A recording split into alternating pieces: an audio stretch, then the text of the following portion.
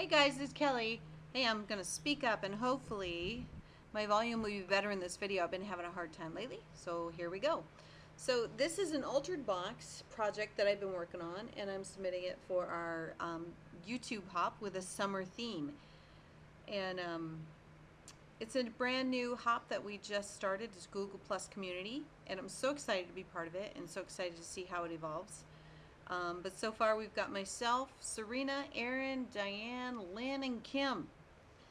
So, and we all just do mixed media art journal projects, and we put up a theme, and then we post our videos, and then we kind of promote each other and the hop. So no one's selling anything, and nobody wants anything, but it should be pretty cool. So I'm excited to be part of it. So here we go. So I painted the box brown, and then I used that vintage tissue paper that I have. It's just from an old pattern. It's a good 40 years old. And I want to, using that, I love it. I love it. I'm using like all of it. And I just stamped some text on there with my archival ink and just sized it up on the box.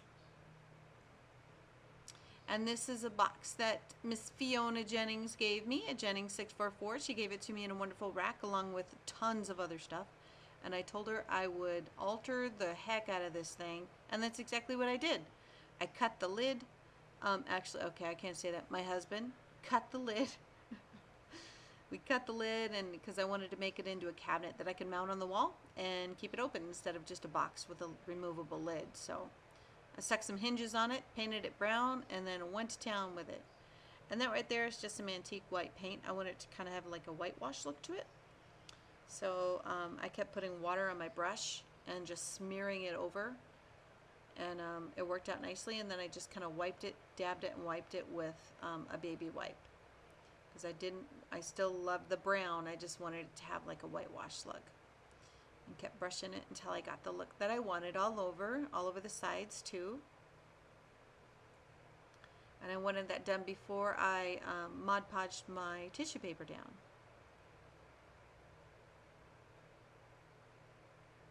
So, and I'll put the links to everyone's YouTube channel and how to join our YouTube hop if you're interested in joining it.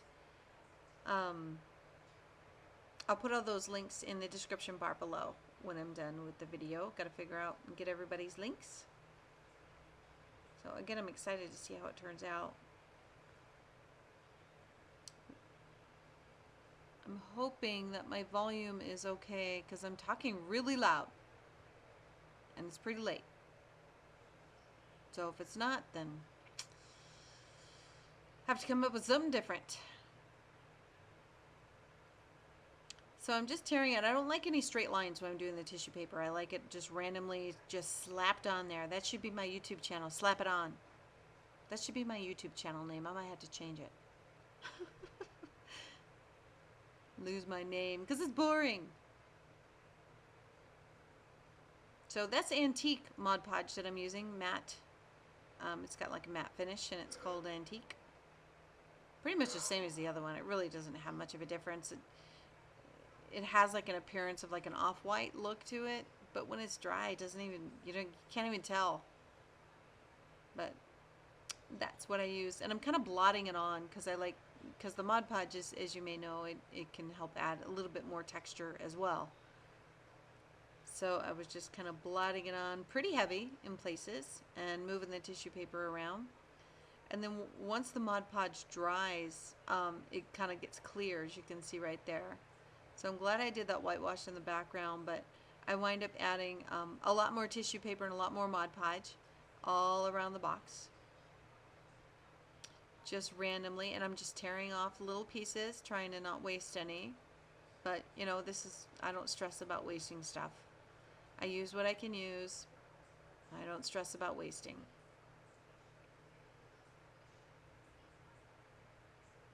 So, and I wind up just pouring the Mod Podge on because it's pretty thick. So I wind up just pouring it right on my brush, slapping it on all around the box.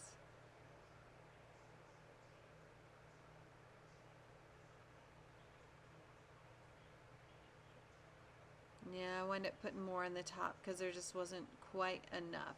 Not enough texture and not enough of that tissue paper showing through.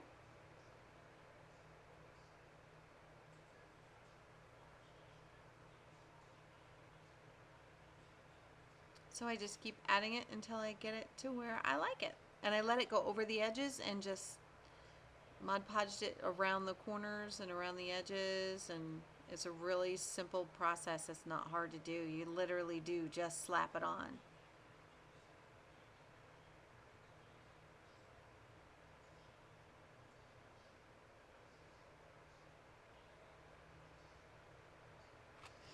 Getting those hinges on there was a tricky little son of a gun. Had to get them sized just right because, as you can see, it's not anything straight, so you had to put them in the right spot, and I'm afraid one of them might wind up loosening after using it for a while because it's not, I couldn't screw it in all the way. I had to go through 3 different sets of hinges because the wood is pretty thin, and the screws kept going through. So well, I didn't screw them through, but they would have, because I sized them up and they would have poked right through the wood. So, and that's not going to work.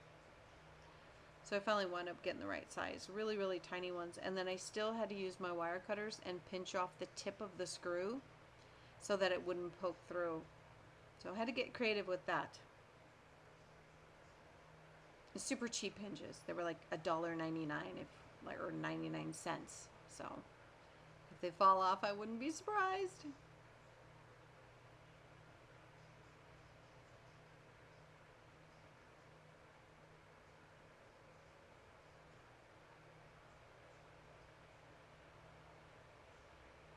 So I'm just finishing off the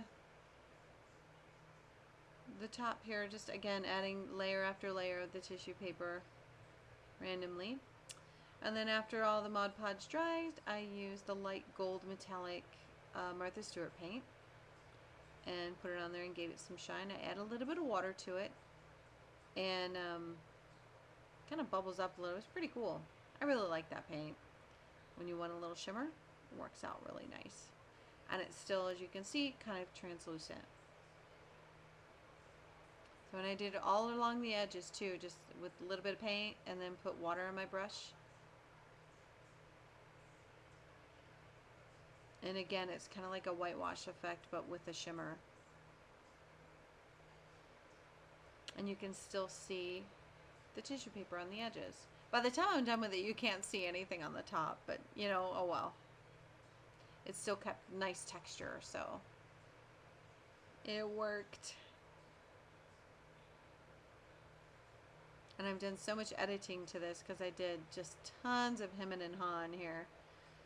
But this part here, I left in just because it cracked me up. Because, you know, I thought, you know, I want more brown. And I put espresso paint, Adirondack paint dabber on there. And look, it looks like someone pooped on my box. It looks ridiculous.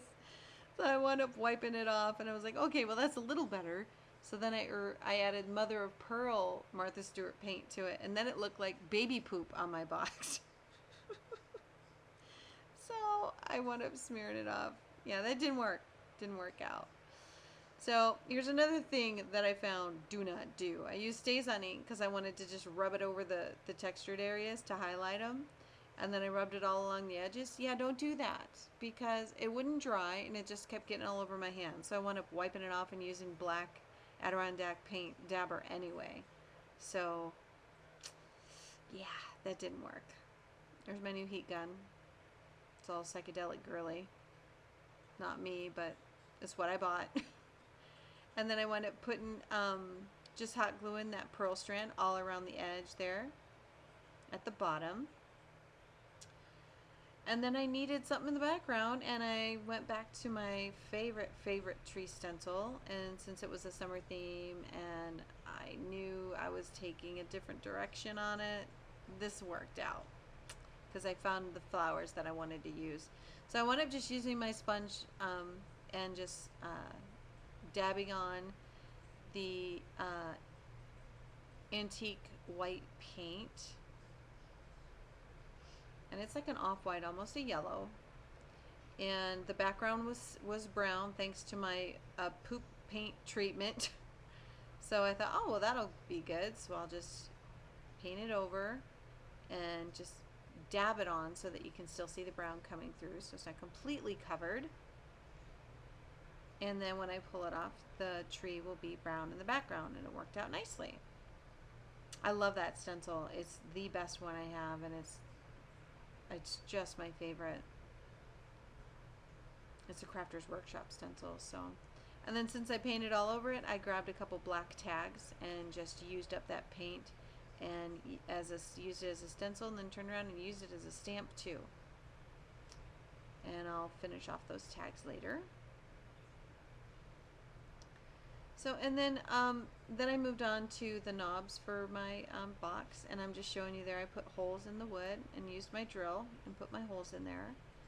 And then those are the industrial chic knobs that I got. They're in a video the other day. I think they are. I don't remember. But they're little knobs, and Kim Reed had sent them to me in Iraq as well. And I think I actually bought some for myself too. So I wound up, I think Kim sent them to me. Oh heck, now I can't remember. I'm sorry, Kim. But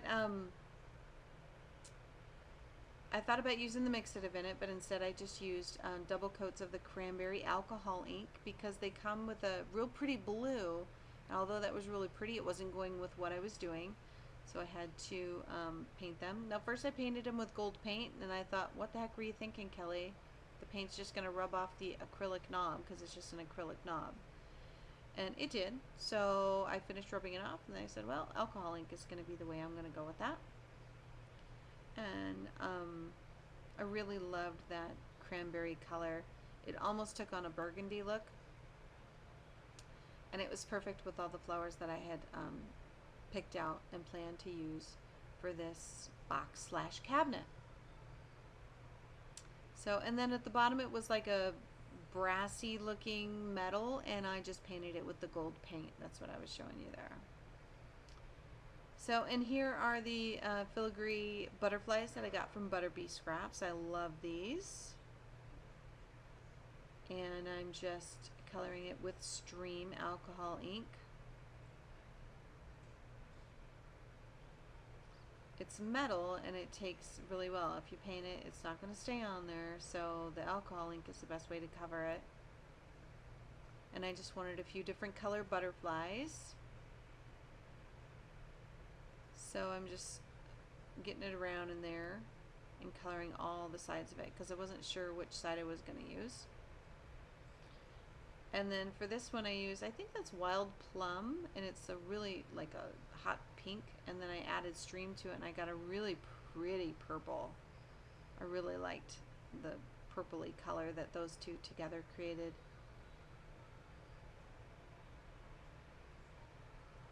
So I got my bluish butterfly and my purple, and then I went with yellow, which kind of wound up looking a little orange, but either way I was fine with it.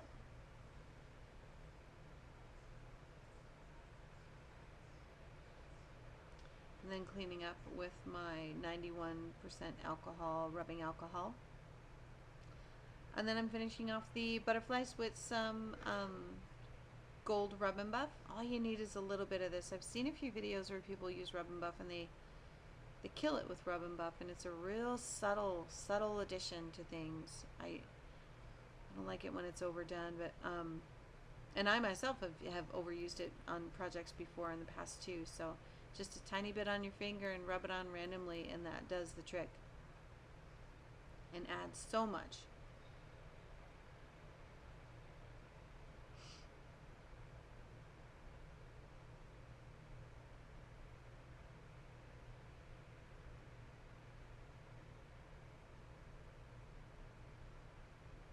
So the lighting isn't too well, so you can't really see the colors on there very well, but they came out nice. They're still pretty dark, but that's okay. So it doesn't, this project doesn't have a traditional summer theme, but again, it's my summer theme. I live in Arizona. It's 6 months out of the year, it's over 100 degrees. So when summertime comes, all I want is autumn to come. I want it to be over. So what I think about when I think about summer is, when will it end and when will autumn be here? So there we have it. So here, these are just dollar store flowers, the really cheap ones, and I just take them all apart, clip them down, and then hot glue them so they don't fall apart. and use them that way, because I mean they're super super cheap. The wild orchid craft flowers, I love them, and the I Am Roses ones, I love them all, but they weren't big enough for this project, and I took them out and thought about it, but they weren't quite big enough, and I really liked these ones that I had, so I just wound up taking them apart, and I like the centers. I wanted to keep them because they had that really cool brown center on them. I like the centers, so I just cut them down low and hot glued them so they'd stay together, and use them that way.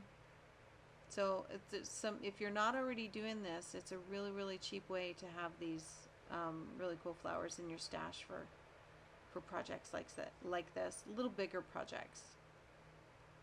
So, and I kept the leaves too. You just take the leaves apart, and those little sprays of green leaves, those are just plastic. And I wind up they lose the cheap plastic look when I add gesso mixed with water to them with my finger and just rub it on there. So it actually wound up looking good. So I'm just messing around with the flowers and laying them out and hot gluing them all down how I like them.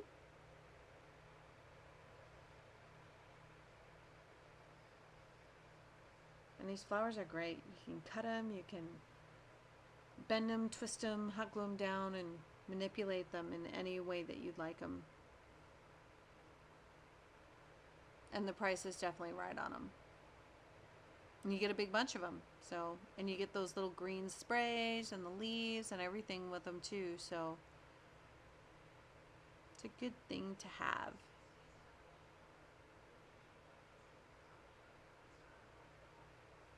So, and I think I edited this so that you guys didn't have to sit and watch me glue everything down.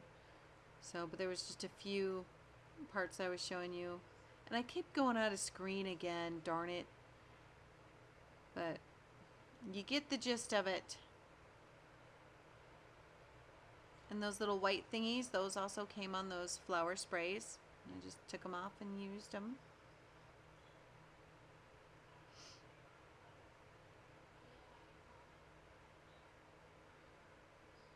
So just playing with the layout, figuring out how I'm going to do it, and here's the finished product. So my video cut off and I didn't record everything, darn it, I'm so sorry guys, but I got most of it. So there's some stick pins that I added. The one that's all white pearls I got from Fiona Jennings. That was in a rack along with the box. And some stick pins that I had made, the brown ones right there. And then on the butterflies I used E6000 and just used a rhinestone trim that I have and cut it to size and glued it right on there, and then used the E6000 to glue them on. If you try to use hot glue gun with metal, guys, for you newbies, it won't stick, it'll come off. So, and then I just printed that Crafter's Treasure Box on my printer off my computer, and then just matted it and inked it. And then I liked I added Prima flower centers to the knobs. They weren't working. They were too rough. So I needed something on there to kind of tie the bling together, and those Prima flower centers worked out perfectly. And that is paper that I use from Antiquities line of paper from GCD Studios. Donna Salazar Designs. Love that paper. It's gorgeous. So I wound up just gluing that on the inside. And I'm just showing you all the edges and the finished product. So I'm so excited too that I used some stick pins because I got so into them and I made a whole bunch, and then I found a way to use them. So and here's a bunch of still pictures. I'll kind of talk through them, but I pretty much talked through everything. But you can see some stickles that I put on there.